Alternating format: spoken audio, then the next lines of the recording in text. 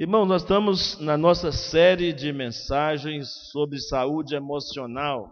Estamos na nossa quinta mensagem na série Desista. E o nosso tema desta noite é Desista de morrer para o conhecimento de si mesmo. Desista de morrer para o conhecimento de si mesmo. Eu vou ler um primeiro texto que é só para falar um pouco sobre o tema em si, mas o texto mais básico que queremos utilizar é um texto de Mateus. Mas queremos primeiro ler 1 Coríntios, capítulo 15, versículo 10. 1 Coríntios, capítulo 15, versículo 10.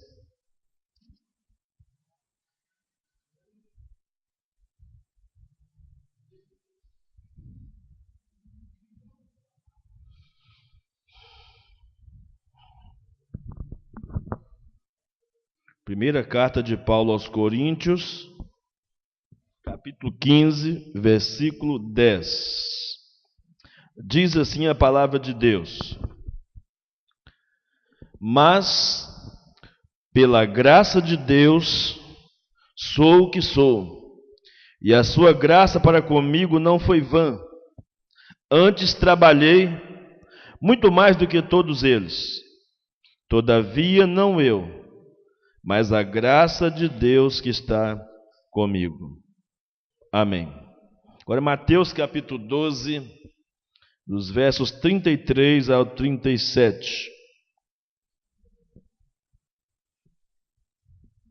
Mateus capítulo 12,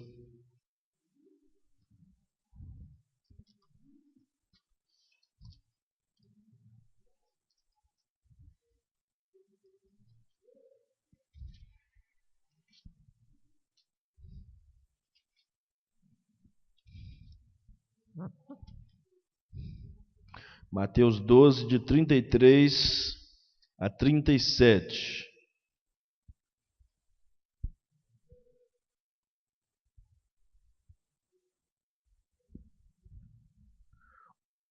Ou fazei a árvore boa e o seu fruto bom, ou a árvore má e o seu fruto mau, porque pelo fruto se conhece a árvore. Raça de víboras, como podeis falar coisas boas, sendo maus? Porque a boca fala do que está cheio o coração. E o homem bom tira do tesouro bom coisas boas, mas o homem mau do mau tesouro tira coisas más. Digo-vos que toda palavra frívola que proferirem os homens, dela darão conta no dia do juízo. Porque pelas tuas palavras serás justificado, e pelas tuas palavras serás condenado. Amém.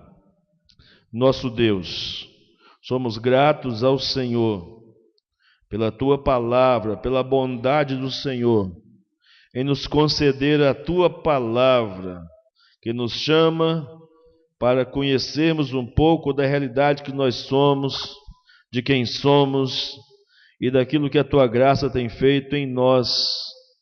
Nos ajude, ó Deus, a não ignorarmos todas as coisas que envolvem a nossa existência como pessoas, principalmente pessoas que já conheceram a tua palavra, conheceram a tua salvação, ó Pai.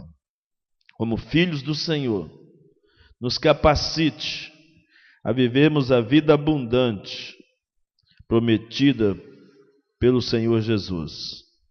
Nos dê graça necessária nesta noite para entendermos esta palavra. Dê um coração receptivo, pronto, para que possamos examinar tudo e reter aquilo que de fato vai mexer, transformar coisas que precisam ser transformadas em nós, e arrancar coisas que precisam ser arrancadas, que estão profundamente arraigadas dentro de nós, ó Pai.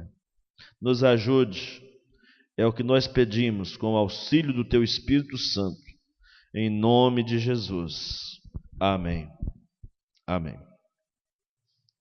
Sabe, irmãos, às vezes nós criticamos os pregadores que dizem: venha Jesus e todos os seus problemas serão resolvidos.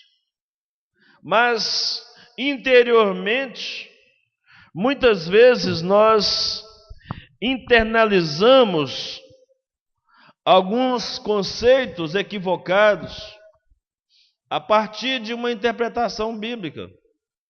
Em 2 Coríntios capítulo 5, versículo 17, a Bíblia diz que se alguém está em Cristo, é nova criatura. As coisas velhas já passaram, eis que tudo se fez novo.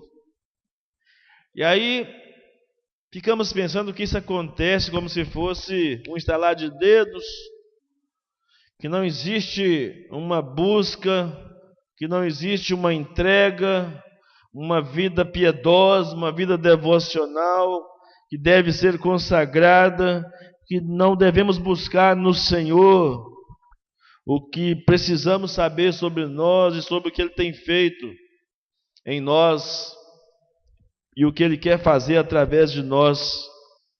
E por isso, às vezes, temos algumas dificuldades com algumas questões básicas da vida. Como cristãos, às vezes nós não temos resposta para algumas coisas. Ou às vezes simplesmente nós saímos pela tangente, não temos como explicar. E é umas coisas assim que nos preocupa, porque principalmente nos últimos anos há uma onda muito grande, inclusive de pastores que suicidam. E é de se preocupar porque tem acontecido isso. É muito fácil simplesmente eu dizer: é porque não era crente, ou porque não era pastor de Deus, ou porque não conheceu a verdade. A gente pode usar um monte de desculpas para não querer encarar os fatos, a realidade de quem nós fomos e do que a graça de Deus precisa trabalhar todos os dias em nós, dentro de nós. Nós temos falado sobre morrer, e morrer para si mesmo. E quando falamos em morrer para si mesmo, pressupõe que nós temos um eu, que você tem um eu. E aliás, a Bíblia diz que é preciso de fato haver uma negação desse eu. O problema é quando nós não entendemos plenamente, temos insistido nisso. Para muitos cristãos, o problema começa quando tentamos sacrificar ou matar o nosso eu, ou um eu que nós não possuímos. Ou tentamos morrer para os nossos medos, para a nossa raiva, para a nossa tristeza, sem antes aceitarmos que nós somos raivosos, que somos pessoas tristes, amarguradas, que temos medo. Nós às vezes pensamos: não, é igual aqueles jargões, né? Homem não chora, crente não tem problema.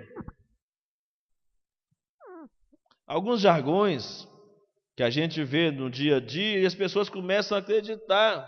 A mentira vai sendo falada muitas vezes e começa a se tornar verdade na vida de muitas pessoas. O quê?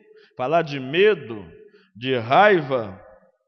Olha, esses sentimentos todos, a Bíblia fala que são plenamente possíveis na vida de alguém, mesmo depois de ter conhecido Jesus. Ou você acha que a carta de Efésios foi escrita para ímpios? A carta de Paulo aos Efésios foi escrita para os cristãos fiéis e santos em Cristo Jesus que estão na cidade de Éfeso. E lá, por exemplo, fala: irai-vos e não pequeis. Então a ira é uma possibilidade que muitas vezes nós sufocamos porque nós achamos que um crente não pode ficar irado. O problema não é ficar irado. O problema é o que você vai fazer com a ira.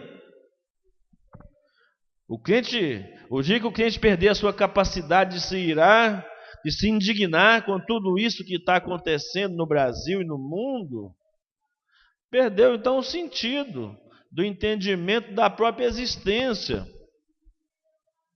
na terra. Então nós tentamos morrer, amados, para determinados sentimentos e pensamentos que não pertencem ao reino de Deus. Embora seja possível existir, habitar no coração do crente, mas sentimentos não pertencem ao reino de Deus. Mas é plenamente possível estarmos enfrentando, tentando fazer morrer essas coisas, sem admitir ou sem reconhecer que elas existem em nós. E nós, às vezes, temos algum tipo de sentimento negativo. Tentamos amar e respeitar os outros quando não amamos e nem respeitamos a nós mesmos. Nós somos benignos com os outros, mas somos muito cruéis conosco mesmo. E assim uma série de sentimentos trocados, invertidos. Algo que tem me ajudado nos últimos tempos a pensar sobre esse assunto é ter a consciência de que eu existo em dois mundos. Um mundo exterior e um mundo interior. O mundo exterior é muito mais fácil de se perceber porque inclui a vida no dia a dia, as pessoas com as quais eu me relaciono, que nós nos relacionamos, é o que está acontecendo ao nosso redor. Nós podemos conhecer o nosso mundo exterior com os nossos 5 sentidos. Nós podemos conhecê-lo com o que vejo, o que provo, o que toco, o que eu cheiro e o que eu ouço. Mas o mundo interior inclui, como o próprio nome já diz, aquilo que está acontecendo no meu interior. Quais são meus pensamentos, meus sentimentos, meus valores, meus amores, minhas crenças, minhas motivações, o que de fato há dentro de mim que faz esse turbilhão todo de sentimentos e emoções diariamente e que se manifesta nas minhas relações com as pessoas e que se manifesta na minha relação com o próprio Deus, na minha intimidade com Ele. Quem nós somos de verdade? Então muitas pessoas atravessam a vida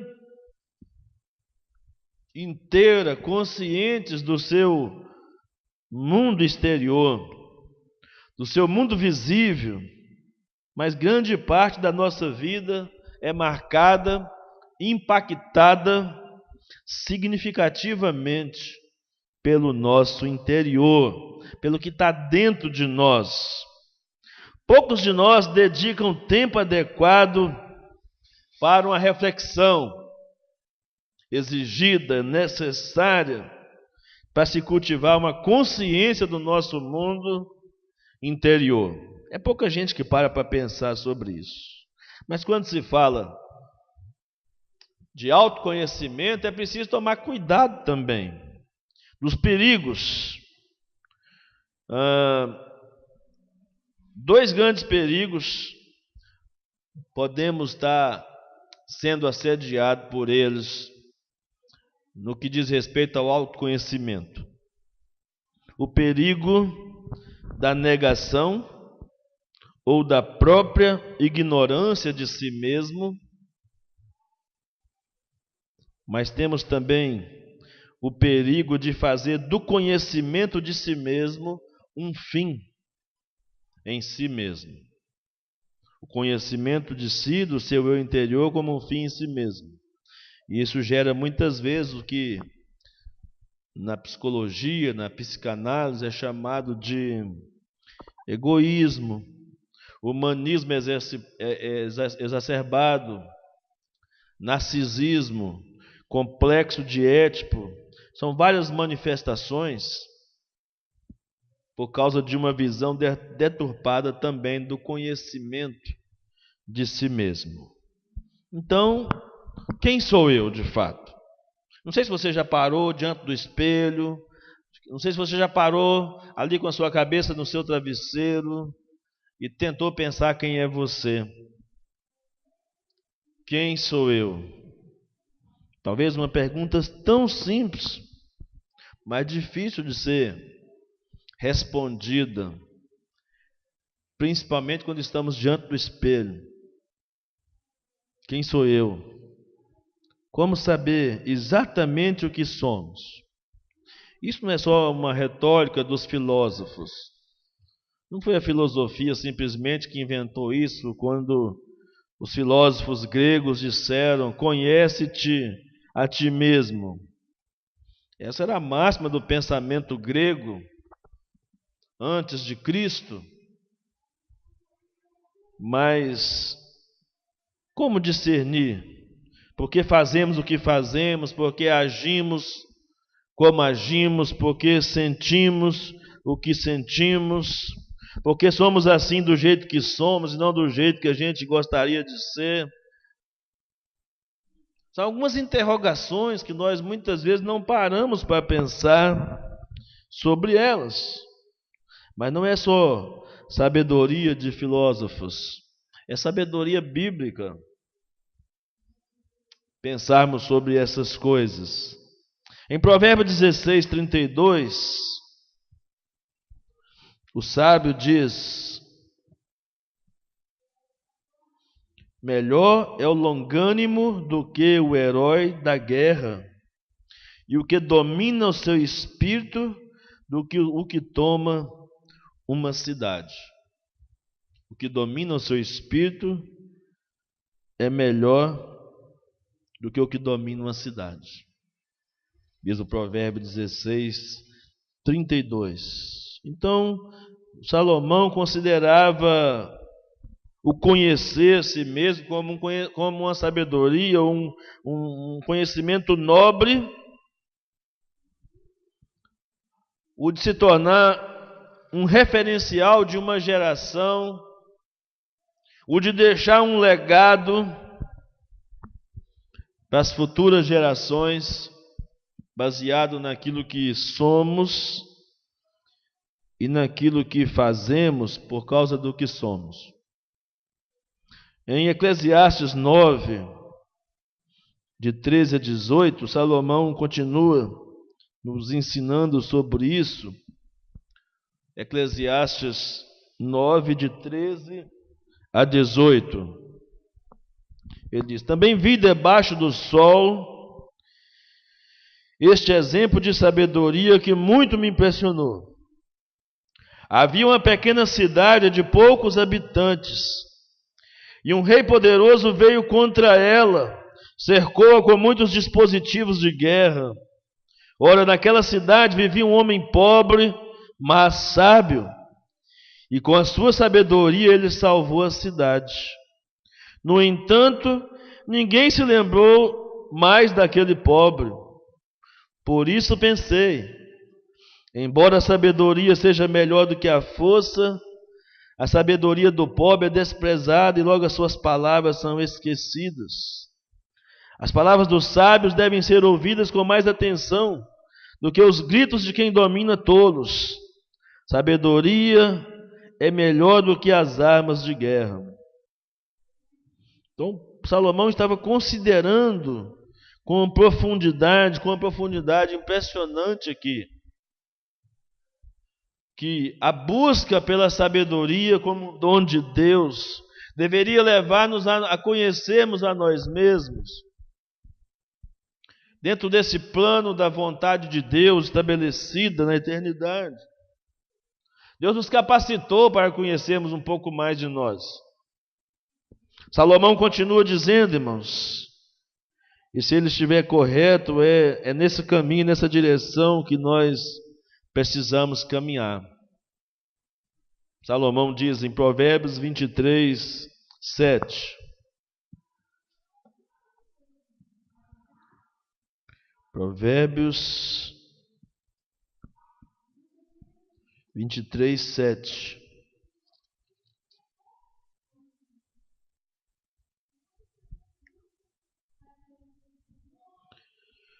Diz assim a palavra de Deus: porque, como imagina em sua alma, assim ele é.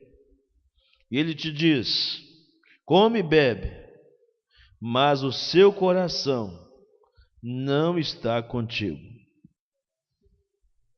Assim como o homem imagina na sua alma, assim ele é. Agora, Provérbios 27 também fala sobre isso. Provérbios 27, 19.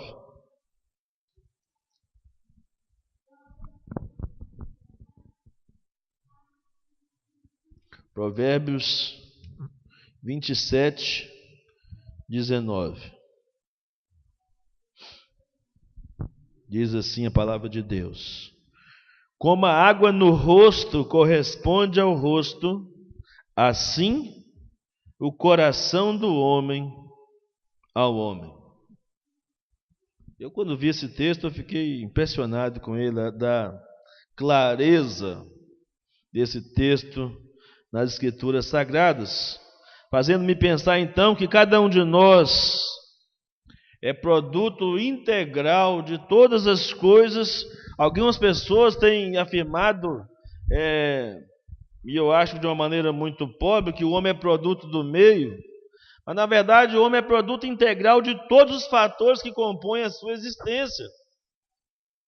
O sentimento, as emoções, as influências.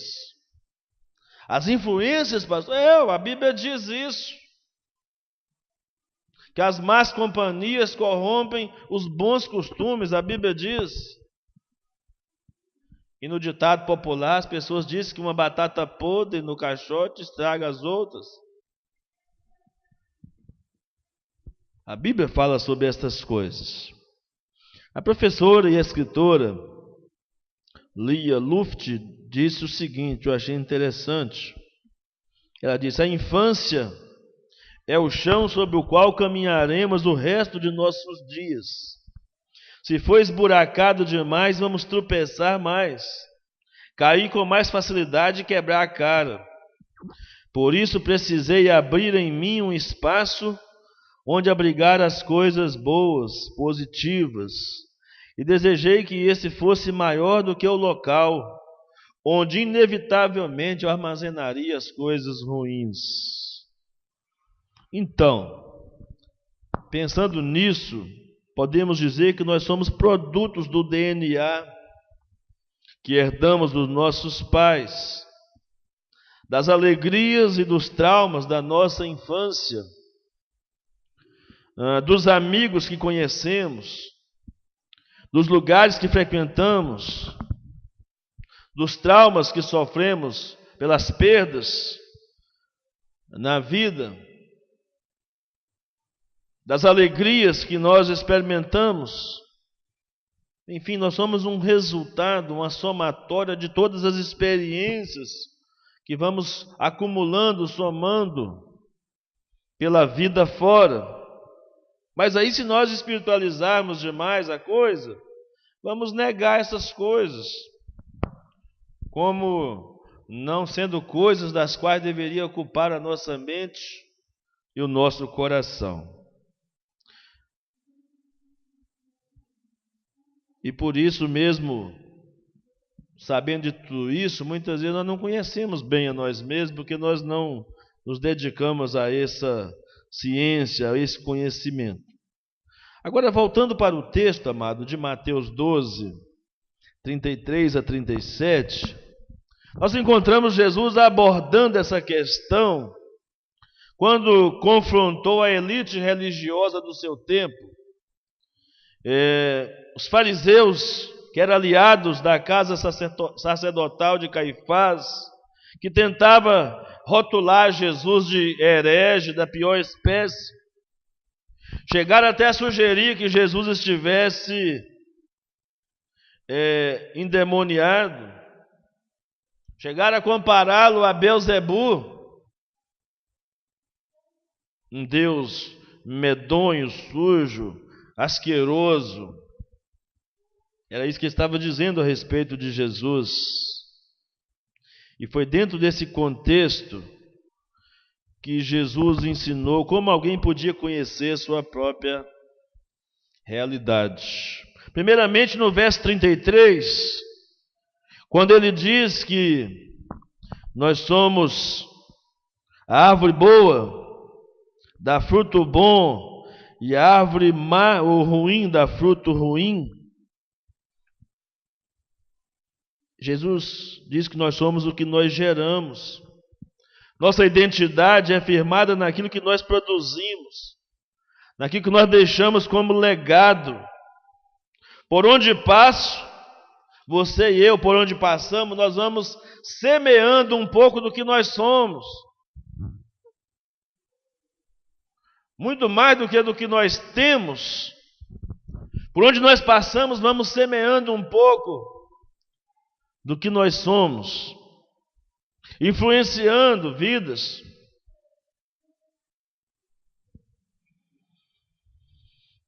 No verso 34,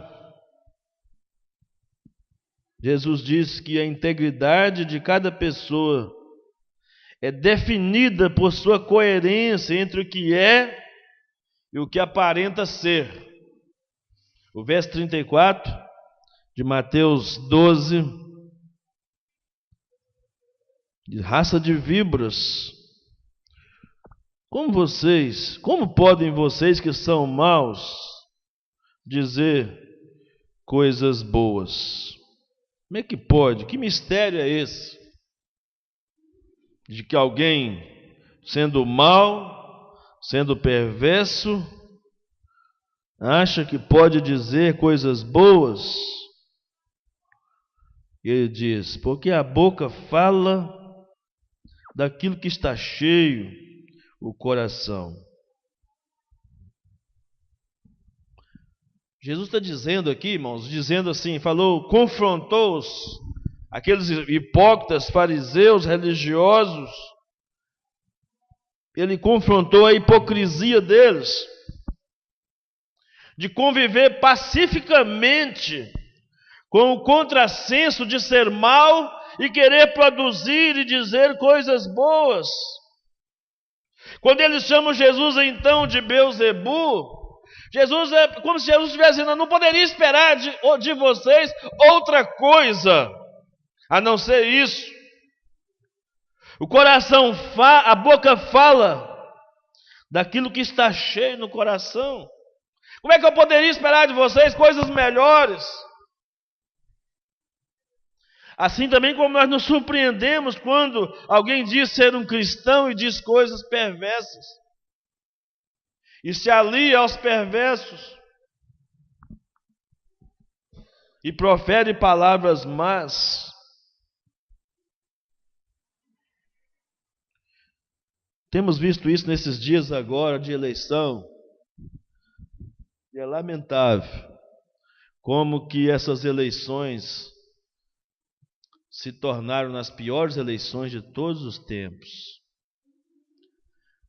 Por onde passam as discussões políticas, tem deixado um rastro de destruição. Pessoas que não eram amigas se aliaram e pessoas que eram antigos amigos se afastaram por causa dessas questões políticas. E nesse aspecto, então, as redes sociais prestaram um desserviço. Éramos felizes e não sabíamos. Com toda essa... Tem o seu lado bom, o lado da informação, que é ótimo. Sabemos, né?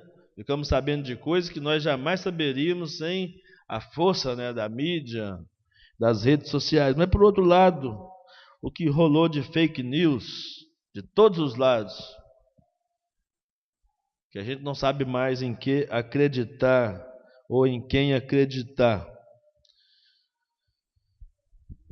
Então Jesus estava colocando os fariseus, irmãos, ali em Mateus 12, diante de um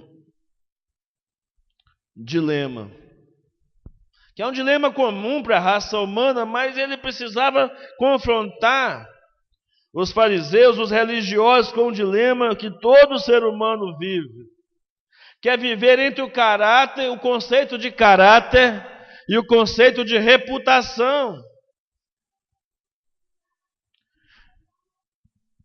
As pessoas, infelizmente, vivem mais em função da reputação do que do próprio caráter.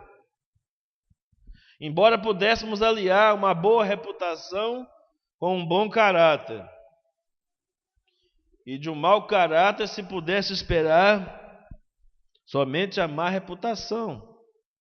Em tese, é isso que Jesus está dizendo. Jesus está dizendo para os fariseus: vocês estão passando uma imagem de pessoas boas, mas na verdade vocês são mau caráter. Vocês são mau caráter, porque vocês não estão revelando quem vocês são de verdade. O exterior é apenas a casca. Porque reputação é aquilo que as pessoas pensam que nós somos. É a imagem que nós vendemos de nós mesmos para as pessoas. E talvez a melhor definição que eu já tenha visto sobre caráter é quem é você quando ninguém está olhando. E no Brasil ninguém pensa nisso, porque o pensamento vigente é: a ocasião faz o ladrão. Todo mundo fala isso. Ou então os meninos lá que eu trabalho com eles, geralmente falam: achado não é roubado. É tudo uma questão de má formação do caráter. A corrupção, embora precisamos tomar um rumo político nesse país, mas a corrupção está nas pequenas coisas do dia a dia, está no sangue do brasileiro. E se não tivesse uma câmera para filmar um senhor já idoso querendo subornar um policial com R$50, será que o policial aceitaria? Já pensou nisso? Que nós estamos, aquilo que Jesus está dizendo aqui, de que os fariseus de fato nem conheciam quem eles eram de verdade. Ou então conheciam, mas não queriam se expor. Eu já disse aqui uma vez, de um livro que li um tempo atrás, chamado Eu Estou Ok, Você Está Ok. Lá uma pergunta: por que eu tenho medo de dizer quem eu sou? E a autora responde: eu tenho medo de dizer quem eu sou, porque se de repente eu dizer quem eu sou, você pode não gostar. E é assim que muitas vezes pessoas vivem só na casca, porque se disser, alguém pode não gostar. É terrível esse tipo de situação. Mas caráter também é o que se mostra diante do olhar onisciente de Deus. Porque você pensa que ninguém está olhando, mas Deus está olhando. Provérbios 15:3 está aí para provar isso. A Bíblia diz que os olhos de Deus, os olhos do Senhor, estão em todo lugar, contemplando os bons e os maus. Então podemos definir honestidade como a coerência entre a vida vivida e as afirmações propagandeadas por nós. Eu fico pensando o que passa na cabeça de um político, por exemplo, que diz: eu prometo ser honesto. Isso não é promessa, é obrigação. Isso faz parte. Isso não é promessa para se fazer, é só para se viver dessa forma. Também poderíamos definir, irmãos, integridade, olhando para esse contexto aqui de Mateus 12, integridade como preço pago para se viver com coerência.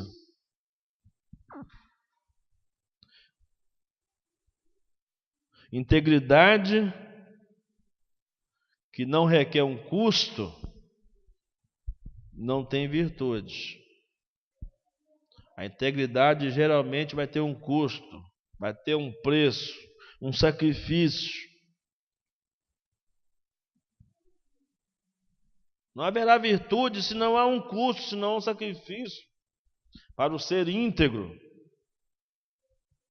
E eu começo a conhecer um pouco mais de mim mesmo quando eu estou disposto a viver uma vida de integridade.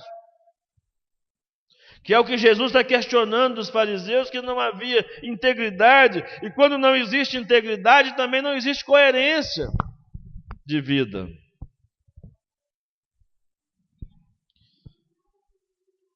E eu poderia definir algumas coisas que só é íntegro quem for capaz de oferecer perdão ao inimigo, tolerância ao opositor, solidariedade ao amigo, quem pode ser exemplo para o filho, quem tem reverência ao pai e honra, quem tem respeito por si mesmo e quem tem totalidade para Deus, todo seu ser entregue para Deus.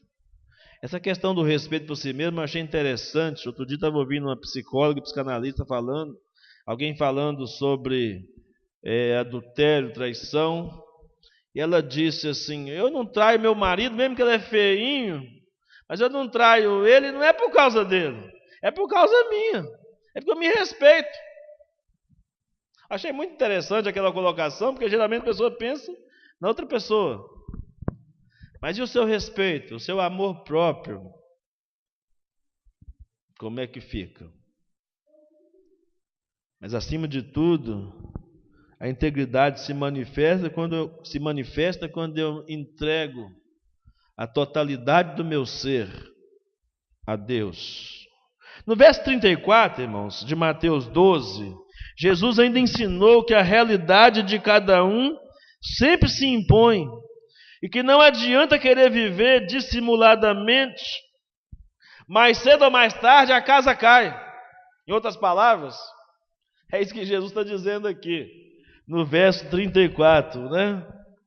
Se a boca fala daquilo que o coração está cheio, uma hora você vai ser traído pela sua própria boca. Diz que peixe morre pela boca, né? Cadê o peixe? Está aí? Diz que peixe morre pela boca. E nós, que somos pescadores, fazemos um artifício tremendo para poder fazer o quê? Para enganar o peixe, para ele acreditar que ele vai ter a comida, quando na verdade nós estamos oferecendo a morte para ele. Irmãos, Jesus está dizendo que a qualquer momento, quando se está desapercebido, o que você vai subir à tona. Se você não abre o seu coração, se você não busca conhecer você melhor, se você não busca corrigir os atos falhos, os sentimentos negativos, se você não reconhece os sentimentos e as emoções que estão dentro de você, mais cedo ou mais tarde elas vão aparecer. É como num casamento que as pessoas não cuidam das pequenas coisas e de repente elas se tornam grandes. Há um provérbio aqui que, não sei se é um provérbio, se está em Cantares, não me lembro aqui agora, mas há um versículo bíblico que diz que deveríamos tomar cuidado com as raposinhas, porque são elas que causam maior prejuízo ao vinhedo. As raposinhas são os pequenos problemas, eles causam mais prejuízo. Aí de repente, quando alguém saturou, quando alguém não aguentou mais, chutou o balde. Nós temos falado muito de chutar o balde aqui, né? Quando alguém chutou o balde, mas que é isso? Mas por causa disso que fulano acabou o casamento dele? Por causa disso que o irmão deixou a igreja? Por causa disso que o irmão pediu conta do emprego. Ah, não, isso não era coisa, mas não sabe o que estava por trás. O que foi acumulando, guardando, remoendo. E não abriu o coração. Agora há pouco, antes de vir para cá, uma pessoa me procurou para abrir o coração. Eu não estou aguentando mais, pastor. Meu casamento já era.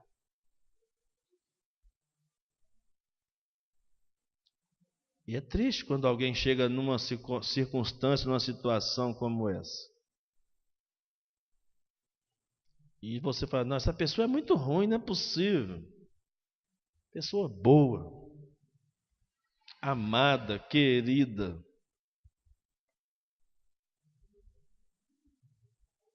E a pessoa não está aguentando mais. E a gente pensa que isso é um absurdo na vida dos crentes, porque imaginar que crente pudesse ter uma atitude, um sentimento desse. Só os crentes que estão passando por luta sabem como é que ele tem segurado, como é que ele tem aguentado, como é que Cristo tem segurado o seu casamento, a sua vida, as suas lutas interiores, como é que você tem lidado. Só a pessoa e Deus sabe das angústias do seu coração, dos seus medos, temores, preocupações. Estava conversando com uma pessoa ontem, ela estava muito preocupada com o casamento, e eu disse, não adianta preocupar. Pastor, mas eu sei que não adianta preocupar, mas eu não dou conta de parar de preocupar. Eu estou muito preocupado. Eu falei, a Bíblia diz que a gente não consegue levantar nem 1 centímetro na nossa estatura por causa das nossas preocupações. Mas a gente insiste em querer viver carregado de preocupações, mesmo sabendo que não resolve nada, as preocupações.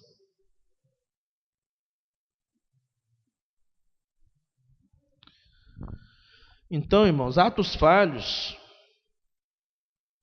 virão à tona. A árvore logo se manifestará pelo seu fruto. Jesus disse aqui, o homem bom tira do bom tesouro coisas boas, mas o homem mau do mau tesouro tira as coisas más. Talvez seja esse o motivo porque os demagogos não gostam da companhia de outras pessoas. Porque se as pessoas começarem a caminhar muito junto dele, vai descobrir quem ele é de verdade. Quem é demagogo não gosta de companhia. No verso 35, na busca pelo próprio eu, cada um precisa conscientizar-se de que será sempre o resultado daquilo que se alimenta. Foi o que Jesus advertiu no verso 35. Se alguém se alimentar a sua alma de porcarias, vai se frustrar quando precisar tirar do coração alguma coisa boa. Fica só enchendo a alma de porcaria. E depois não tem o que eu gosto de chamar de reservas interiores. Na hora difícil, na hora da luta, na hora da provação, não tem reservas interiores para segurar a onda, segurar a crise. E nessa busca de conhecer-se, é mistério, então, repito, coerência, para haver consistência entre a verdade do coração e as escolhas que nós fazemos no dia a dia. Precisamos ter algumas compreensões. Primeiro, devemos dar tempo proporcional para os verdadeiros valores. Como se pode tirar do coração, da riqueza da alma, coisas boas, se eu não me dedico a elas? Como é que eu vou tirar coisa boa do coração se eu não dedico tempo a elas? Ninguém pode querer conhecer realidades espirituais Se não está disposto a viver uma vida piedosa. A gente quer ter os resultados de Spurgeon. A gente quer ter na vida da gente os resultados de Jonathan Edwards. A gente quer ter na vida da gente os resultados dos grandes avivalistas do passado. A gente não quer viver como eles. A gente não abre mão das nossas coisas. Eles abriram mão de tantas coisas para buscar aquilo que Paulo diz, o conhecer mais de Cristo, que era melhor. Paulo diz: eu considerei como perda tudo que eu tinha, tudo que eu sou, na busca da excelência do conhecimento de Cristo Jesus. Paulo disse em Filipenses: quando emergirem, isto é, quando vierem à tona as coisas feias, as coisas vergonhosas de nós, nunca devemos tratá-las com leviandade, ignorar os fatos. Por isso é necessário tomar cuidado com o que se fala. Não devemos ser portador de más notícias. Jamais devemos espalhar fake news, por exemplo. Está na moda agora falar de fake news, né? Jamais deveremos espalhar fake news. Jamais deveremos falar alguma coisa que nós não temos certeza, só temos suspeita. Nunca devemos fazer qualquer comentário sobre uma pessoa se você não estiver absolutamente certo que as motivações que você tem são legítimas. Por que você quer falar mal de alguém? Você quer destruir a pessoa? É essa a intenção do seu coração? Quais são as motivações? Então, se eu quero me conhecer melhor, se eu quero ver o resultado daquilo que eu produzo, como aquilo que a Bíblia diz que do bom tesouro produz boas coisas, o homem bom tira do tesouro bom coisas boas, mas o homem mau tira do tesouro mau coisas más. Você também não deve compartilhar problemas com pessoas que não têm maturidade para ouvir e para ajudar você. Você não pode abrir o coração com qualquer pessoa, porque não vai te ajudar. As palavras frívolas, você deve se lembrar disso.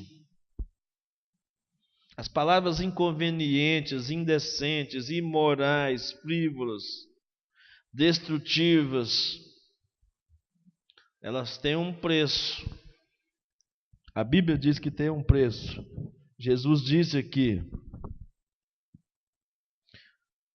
toda palavra frívola proferida pelos homens dela, os homens dela darão conta no dia do juízo, porque pelas tuas palavras serás justificado e pelas tuas palavras serás condenado. Pastor, mas o que tem a ver palavras com o meu homem interior, conhecer a mim mesmo? Ora, o texto acabou de dizer que eu falo daquilo que o coração está cheio. Eu falo do que está cheio no meu coração. Em Provérbios 6, 16 a 19, é um texto muito intrigante também. Ele diz assim: 6 coisas o Senhor aborrece, e a 7ª ele abomina: olhos altivos, língua mentirosa, mãos que derramam sangue inocente, coração que trama projetos iníquos, pés que se apressa a correr para o mal, testemunha falsa que profere mentiras. E a 7ª coisa: aquele que semeia contenda entre os irmãos. São coisas que eu devo tomar cuidado na hora de falar. Outra coisa, no que diz respeito às escolhas e às coerências, é necessário você compreender, irmão, que você precisa manter a consciência de que ninguém é exatamente o que pensa ou que os outros imaginam. Ninguém é exatamente o que pensa e o que os outros imaginam, mas você é exatamente o que Deus sabe ao seu respeito. Você é exatamente o que Deus sabe sobre você. Não tem como fugir disso. Jesus, depois de falar daquela situação do fruto da árvore com os fariseus, ele diz: eu sei quem vocês são. Vocês são, na verdade, raça de víboras. É isso que vocês são, aos fariseus. Não adianta. Não adianta vocês disfarçarem. É isso que vocês são. Me lembro também no outro episódio, em João capítulo 8, se não me engano, entre os versos 39 até os versos 44, quando Jesus está de novo com os fariseus, e aí eles falam que tem por pai Abraão, e Jesus diz: Abraão? Que nada, o pai de vocês é o diabo, que é mentiroso e homicida desde o princípio. Vocês estão o tempo inteiro querendo me matar, o tempo inteiro vocês estão me caluniando, falando mal de mim. O pai de vocês é outro, não é Abraão não, é o diabo. Jesus confrontou os fariseus novamente. Então gastarei minhas energias então em ser o que Deus espera que eu seja. Eu tenho que gastar minha energia para viver de acordo com a vontade de Deus, com o padrão de Deus. Eu tenho que gastar meu tempo, meus dias, meus talentos, meus bens, tudo que envolve a minha existência, eu devo gastar naquilo que traz glória para Deus. Infelizmente, os homens estão buscando mais a glória para si nos últimos tempos. E a glória é de Deus.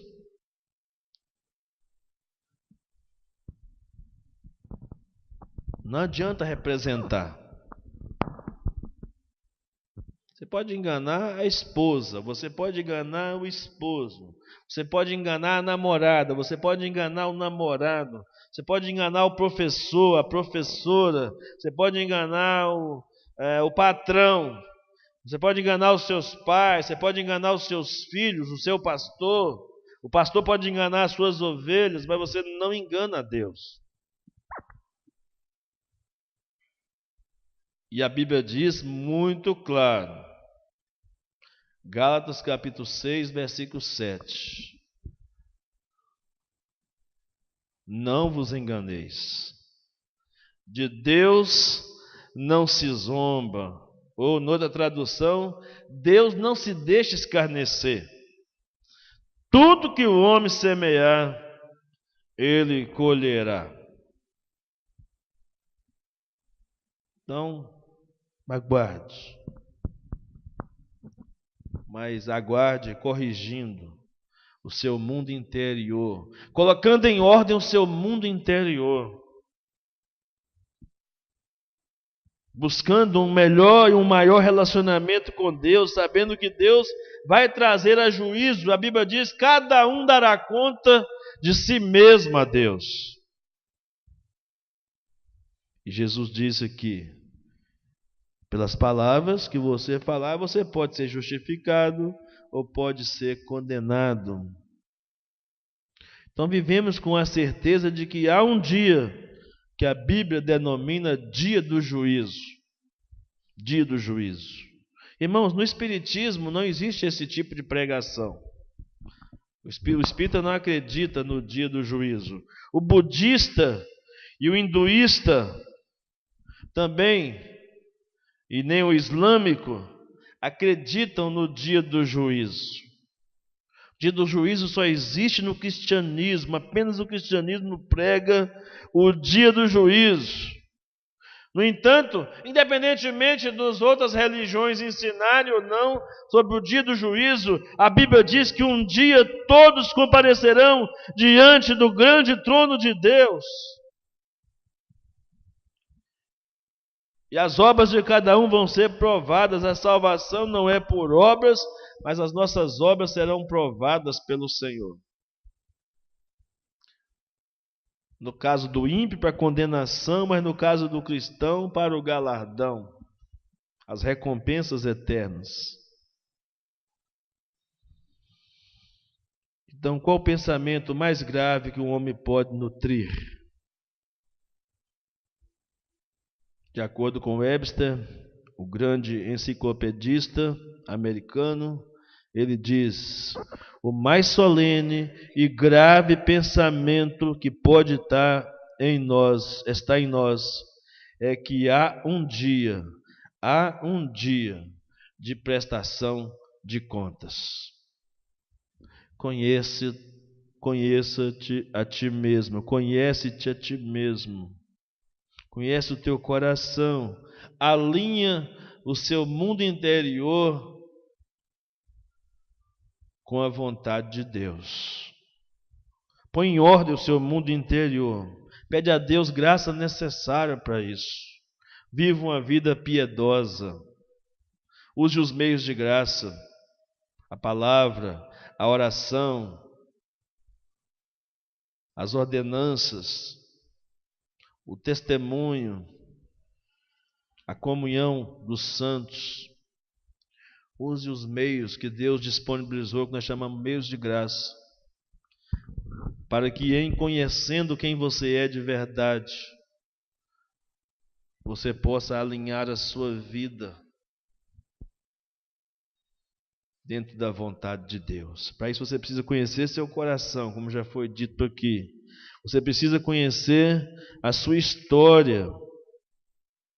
Quais são os traumas, as coisas, as marcas familiares que estão ainda assombrando os porões da sua existência.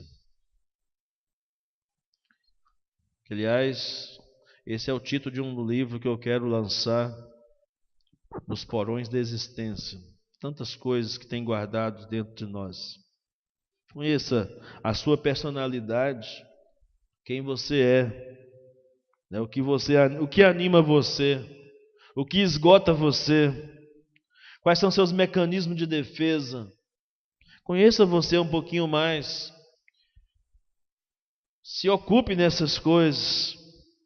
O que desperta o interesse seu? O que te deixa louco, furioso? Você sabe. Você sabe as pessoas com quem você gosta de estar junto. Você sabe as pessoas que você não gosta de conviver com elas. São coisas que nós precisamos tratar um pouco mais com a nossa personalidade. Você sabe se você é uma pessoa introvertida e se você é uma pessoa extrovertida, e como é que você faz para resolver isso? Até que ponto a introversão seja boa para você, até que ponto a extroversão seja boa para você? Qual é a sua fonte de valor, de autoestima? O que você pensa? O que você busca? O que traz? Você depende de quê para obter na vida significância e significado? O que você está buscando de fato? O que o Evangelho de Cristo tem representado na sua vida de fato? Não importa se você tem um dia, um ano, ou 10 anos, ou 20 anos que você é um cristão. Essas coisas precisam ser trabalhadas em nossos corações, no seu coração. Precisamos melhorar, irmãos. Nós não somos tão bons como nós pensamos que nós somos. Nós precisamos melhorar. Eu tenho convicção, tenho certeza disso, que nós precisamos melhorar.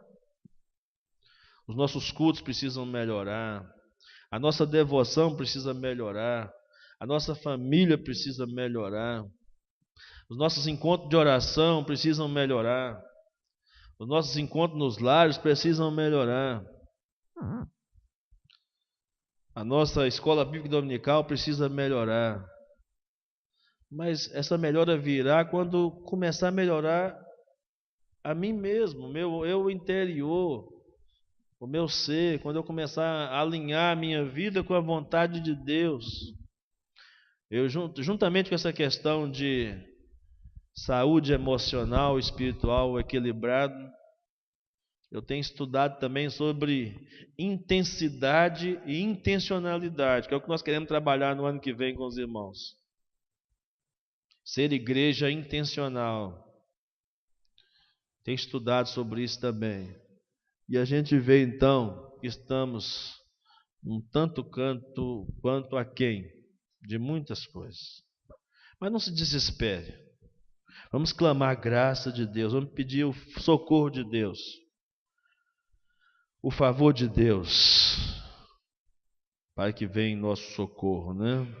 Feche seus olhos, vamos orar. Senhor, nosso Deus e nosso Pai, em nome de Jesus, queremos te pedir nesta noite que daquilo que foi ministrado possamos absorver, extrair o que for melhor para nós, para a nossa vivência, para a nossa relação com o Senhor, com o nosso próximo, com o reino do Senhor. A tua palavra diz que o homem bom tira do seu tesouro bom coisas boas. Nós queremos ser assim, ó Deus. Nós queremos ser exatamente aquilo que o Senhor deseja que nós sejamos. E queremos ser essa pessoa aos olhos do Senhor, antes de sermos aos olhos de qualquer outra pessoa, Pai. Nos ajude a conhecermos um pouco mais de nós mesmos, para alinharmos a nossa vida com aquilo que traz glória para Ti, ó Pai. Dá-nos uma semana de reflexão, de crescimento espiritual. Nós precisamos. É o desejo do nosso coração, ó Pai. Em nome de Jesus. Amém.